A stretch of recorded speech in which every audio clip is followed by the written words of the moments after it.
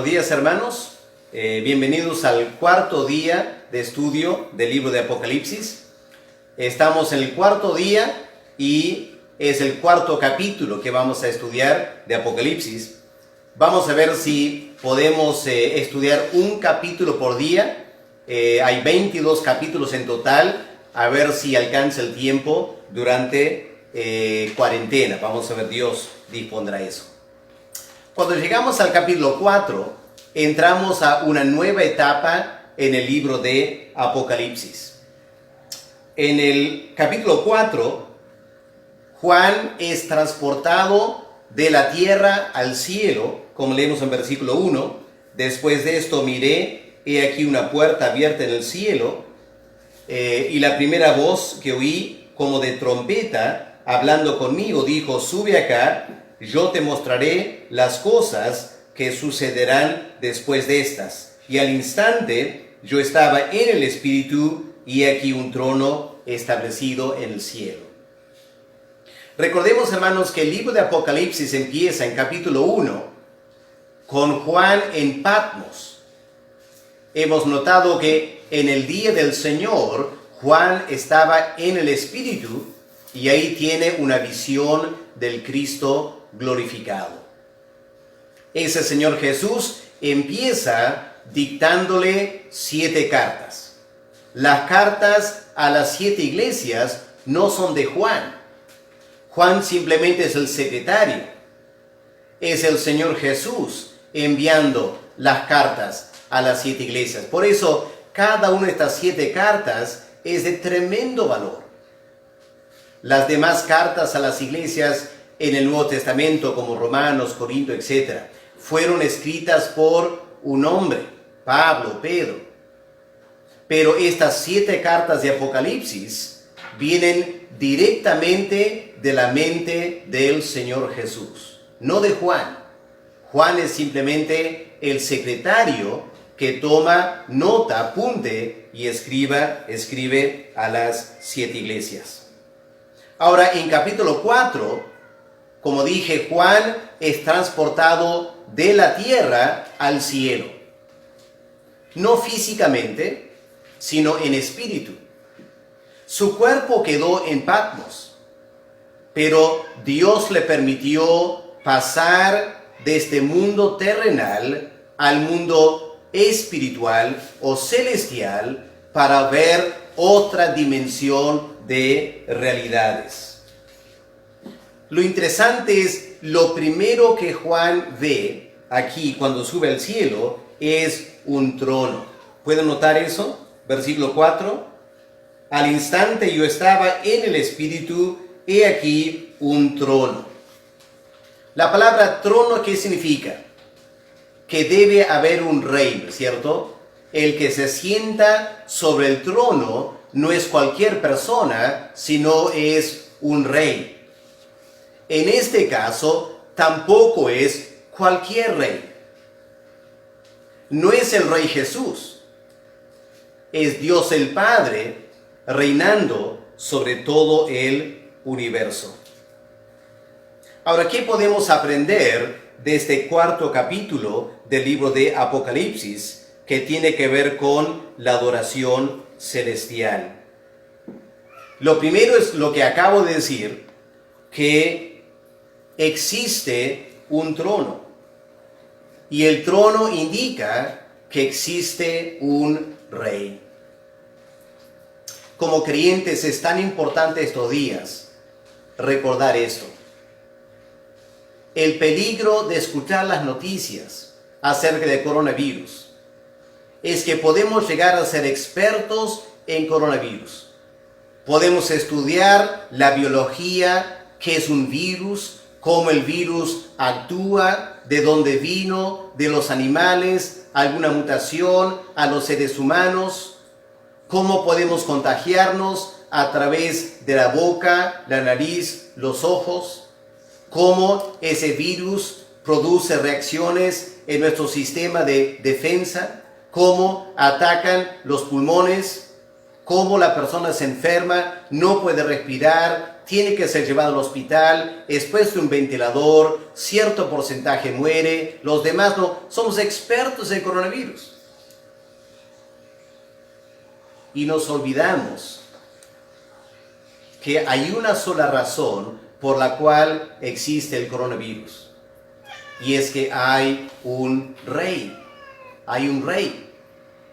Ese rey está gobernando todo el universo. Y el rey ha planificado toda la historia de este mundo.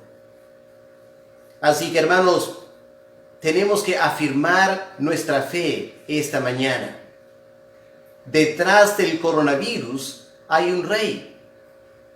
Ese rey se llama el Dios eterno. Él lo ha permitido para cumplir sus propósitos aquí en la tierra. Así que, hermanos, animémonos. Este es el mensaje de capítulo 4 de Apocalipsis. Hay un rey y este rey está reinando sobre el trono. Lo segundo que notamos en versículo 2 es que este trono ha sido establecido. ¿Qué significa eso, establecido? El verbo en griego significa que ha sido colocado ahí en ese lugar. Ahora, interesante que la forma gramática de esta palabra en griego significa que existe, siempre ha existido y siempre existirá. No hay que pensar que hubo un tiempo que este trono no existía y que de repente empezó a existir, como alguien colocando los muebles en una casa. No, la forma que Juan escribe indica lo siguiente: hay un trono. Ese trono fue establecido en un tiempo eterno. Este trono existe porque Dios existe. Nunca empezó a existir, nunca dejará de existir. Es el trono eterno del Dios eterno. Y hoy en día, cuán importante es como iglesia que creamos eso. Hermanos queridos, ¿cómo vamos a predicar de Dios? Declarar que Él es el Rey, si no lo creemos nosotros. ¿Será que Dios ha enviado el coronavirus para poner la iglesia a prueba? ¿Realmente creen en Dios? ¿O será que es algo que lo dicen con sus labios, lo cantan en la iglesia, pero cuando viene la vida real, se olvidan de que Dios es Rey? Y tienen exactamente la misma actitud que el mundo tiene al coronavirus. Esta mañana tenemos que afirmar nuestra fe, que por encima del coronavirus, el que controla cada contagio, el que determina quién será contagiado, quién no será contagiado, el que determina quién va a morir, quién no va a morir, sean ancianos o sean jóvenes, el que está minuciosamente a cargo de todo el coronavirus, es aquel que reina. Siempre ha reinado y siempre reinará. Es lo que Juan ve aquí, un trono establecido. ¿Qué más dice el versículo 2? El trono establecido en el cielo. Nosotros vivimos en la tierra y parte del gran orgullo del ser humano es pensar que lo que existe en la tierra es real y todo lo demás no es real. Eso es el materialismo. Un materialista es una persona tan orgullosa, tan vanidosa y tan falto de entendimiento que afirma que lo único que existe y que por ende es lo más importante es lo material. Que como lo espiritual no lo puedo medir o examinar, no existe y por ende no es importante. Dios desde el cielo nos afirma esta mañana: esa clase de creencia es una tremenda insensatez. ¿Por qué? Porque la realidad es totalmente lo opuesto. ¿Qué es la realidad? La realidad es que existe un mundo espiritual. Y la única razón por la cual el mundo material existe es porque hay un mundo espiritual. Lo material viene de lo espiritual.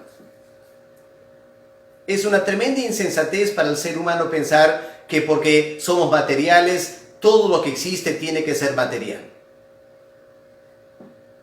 La Biblia dice que el trono no está establecido aquí en la tierra.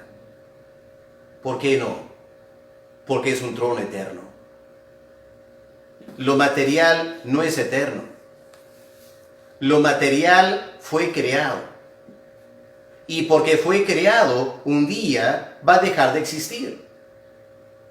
Lo espiritual es lo eterno.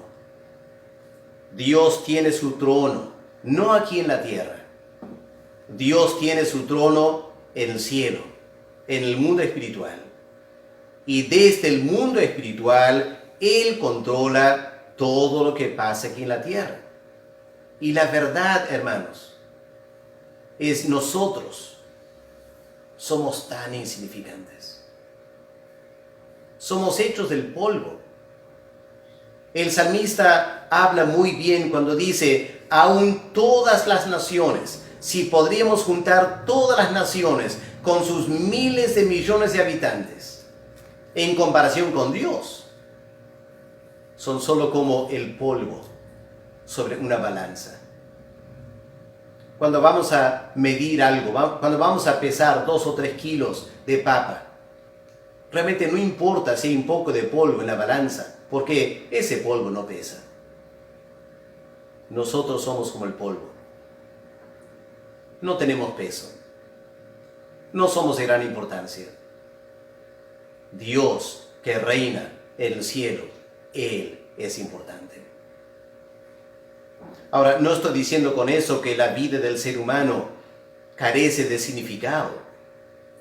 Dios nos ha creado a su imagen y semejanza, y cada persona que vive y que muere es de gran importancia. Pero Dios es supremo sobre todo. Juan vio un trono, un rey. Estaba el trono establecido. ¿Dónde estaba establecido? En el cielo. Desde el cielo, Él gobierna todo lo que pasa aquí en la tierra.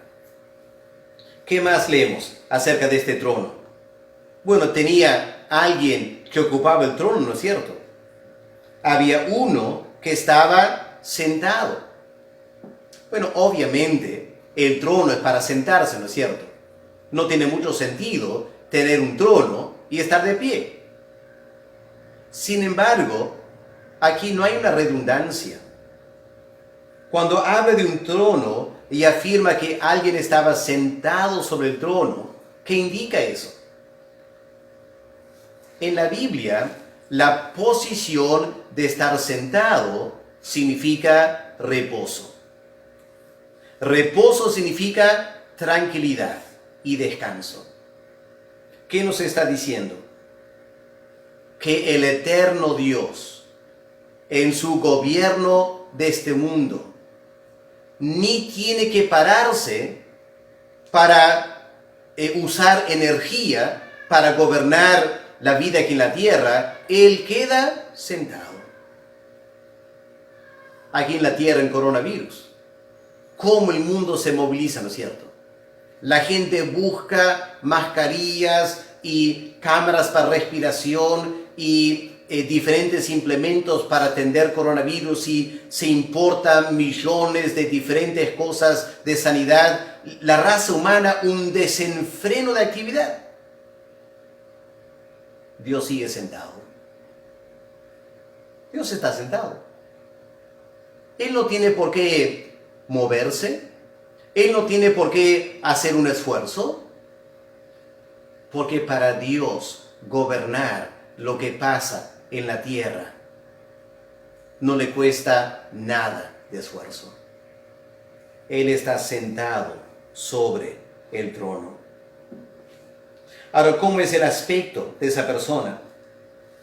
Cuando vamos al versículo 3, vamos a notar cómo sabemos que no es el Señor Jesús. En el Antiguo Testamento tenemos momentos de revelación. Por ejemplo, en Ezequiel tenemos una revelación de la gloria de Dios. Pero si leemos Ezequiel 1, vamos a notar que Ezequiel vio a uno como forma de hombre.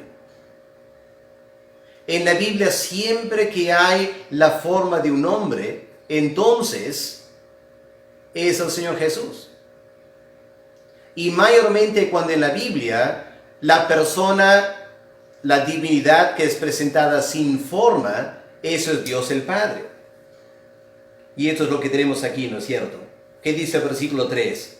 El aspecto del que estaba sentado era semejante a piedra de jaspe y de cornalina. Así que no trata de describir la figura de esta persona. Simplemente usa dos piedras preciosas, el zafiro y la cornalina. Piedras preciosas. ¿Qué está diciendo? Está diciendo que el Dios eterno que reina sobre este universo es glorioso, es como una joya, tiene tremendo valor en comparación con las cosas aquí en la tierra. Yo no sé si para Juan esto era importante. En Patmos, como dijimos al primer estudio, en Patmos había minas de piedra que Juan estaría labrando quizás durante la semana, acostumbrado a piedras que eran solo para las carreteras romanas y carecían de valor. Pero Dios es de zafiro, Dios es cornalina, de increíble valor. ¿Qué más nos dice aquí? ¿Qué otros detalles acerca del trono? ¿Qué tenemos aquí en el versículo 3? Dice la segunda parte: había alrededor del trono un arco iris, semejante en aspecto a la esmeralda, medio verde. Confieso que por muchos años esta referencia al arco iris, y tomándolo como los arcoíris terrenales, yo pensaba que estaba diciendo que por encima de Dios, como los arcoíris de la tierra, había una suerte de arco encima de la cabeza de Dios. Eso era mi concepto. Hasta que me puse a estudiar en el idioma griego, cuando dice aquí alrededor del trono. Y la palabra en griego significa haciendo un círculo. Así que no es un arco iris encima de la cabeza de Dios.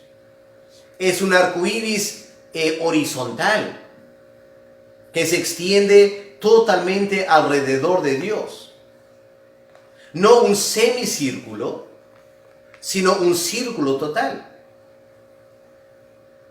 Pero ¿por qué arco iris? Otra vez hay que conocer bien el Antiguo Testamento para interpretar este símbolo. Otra vez el arco iris es simbólico. Juan está describiendo lo que él literalmente vio. En la imagen que Dios le permitió ver, había un arco iris medio verde alrededor del trono. Él está describiendo lo que literalmente vio. Pero lo que vio literalmente tiene un significado, es simbólico. Recordamos, hermanos, la primera vez que aparece un arco iris en la tierra. ¿En qué contexto fue? Después del diluvio, cuando Noé baja del arca y Dios hace un pacto con Noé, ¿no es cierto? ¿Cuál fue la promesa que Dios dio? Nunca más destruiré la tierra con un diluvio. Han habido muchos diluvios, pero nunca la vida humana se ha extinguido totalmente a través de un diluvio. ¿Por qué no? Porque Dios es fiel a su palabra. Y para resaltar la fidelidad de Dios, le mostró a Noé un arco iris y le dijo: mira, Noé, en cualquier momento que esté lloviendo y tú puedas dudar de mi promesa, mira el arco iris. El arco iris te va a hacer recordar: yo soy fiel a mi palabra. Yo tengo misericordia. Yo voy a mostrar gracia a la humanidad. El arco iris representa eso. Así que cuando Juan ve el arco iris alrededor del trono, él se da cuenta que lo que está simbolizando es la tremenda fidelidad de Dios. El Dios que está sentado sobre el trono no es un rey caprichoso. No es que un día hace una cosa, otro día hace otra cosa, y no puedes confiar en lo que el rey va a mandar. No, Dios el rey es totalmente confiable. Lo que Él ha prometido hacer, Él lo va a cumplir. Y el arco iris representa eso. ¿Qué más tenemos aquí? Pasemos al versículo 4. Alrededor de este trono celestial había 24 tronos, y sentados en los tronos a 24 ancianos, vestidos de ropas blancas con coronas de oro en sus cabezas. ¿Quiénes son estos 24 ancianos? Bueno, el número 24 obviamente es 12 multiplicado por 2. Cuando vamos al fin del libro de Apocalipsis, vamos a encontrar otra vez el número 24. Y al fin del libro, el número 24 representa las 12 tribus de Israel y los 12 apóstoles del Señor Jesús. Aplicándolo a este pasaje, podemos decir que estos 24 ancianos representan la totalidad del pueblo de Dios, del Antiguo Testamento y del Nuevo Testamento. Noten lo que tienen. Tienen coronas. ¿Qué significa eso? Que están reinando.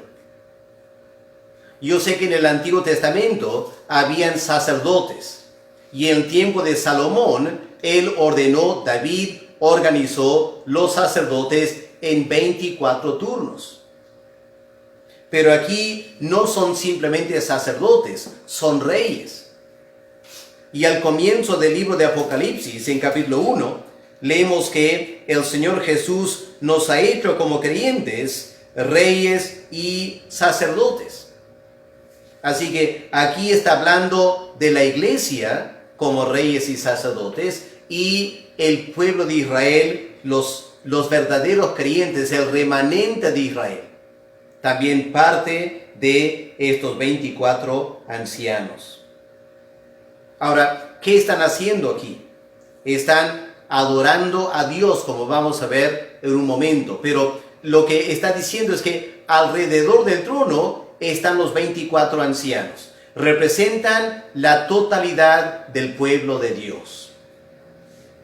Vamos a volver a esto en un momento, cuando hablamos acerca del asunto del rapto de la iglesia, y para poder explicar ese detalle. Por mientras, quedamos simplemente notando que son el pueblo de Dios del Antiguo y Nuevo Testamento. Ellos también están alrededor del trono, igual que el arco iris, o sea, dando toda la vuelta alrededor del trono.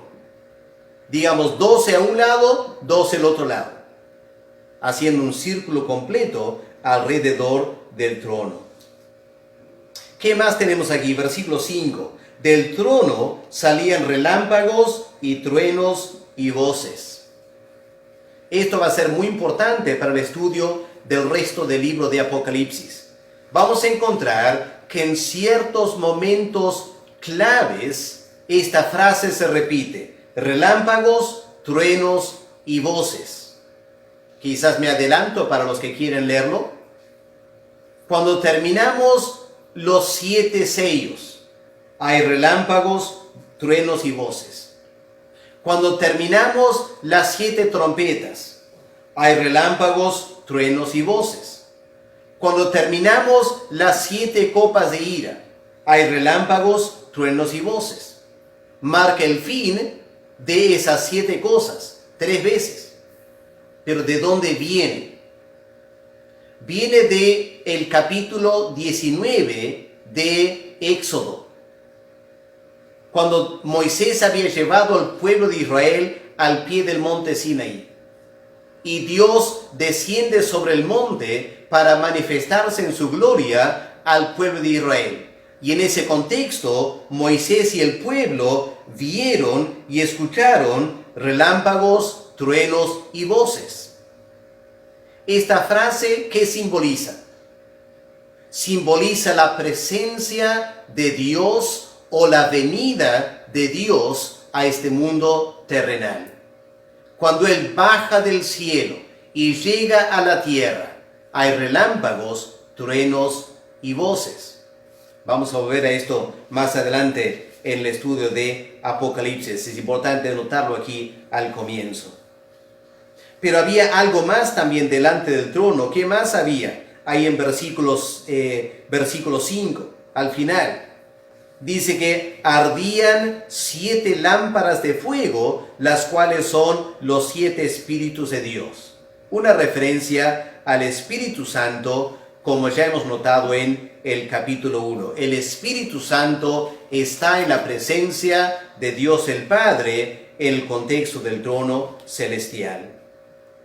Pasemos al versículo 6. ¿Qué más había delante del trono? Había un mar de vidrio. Bueno, no precisamente un mar de vidrio. ¿Qué dice el texto? Miren con cuidado. Dice, como un mar de vidrio. ¿Ya? No es un mar de vidrio. Es algo que tiene la apariencia de un mar de vidrio, semejante al cristal. Los que vivimos en Trujillo podemos ir a Huanchaco e ir a ver el mar. Pero nunca vas a ver el mar como un mar de cristal. ¿Por qué? Porque en Huanchaco siempre hay olas. Pero ¿te imaginas ir un día a Huanchaco y no hay ninguna ola? ¿No hay ningún movimiento sobre las aguas? Las aguas están totalmente inmóviles.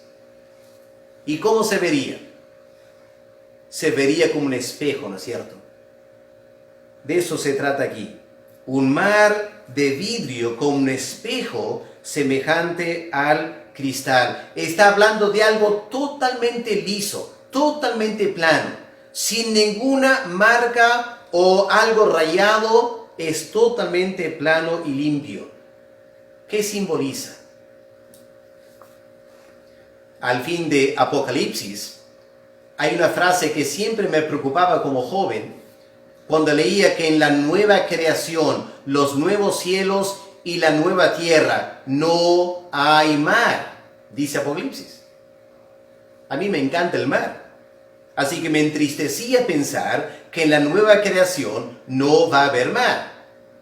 Me olvidaba que Apocalipsis es un libro simbólico. Cuando dice que no va a haber mar, no significa que en la nueva creación no va a haber océanos. Para los judíos, el mar, ¿qué significa? Significaba el dominio de Satanás.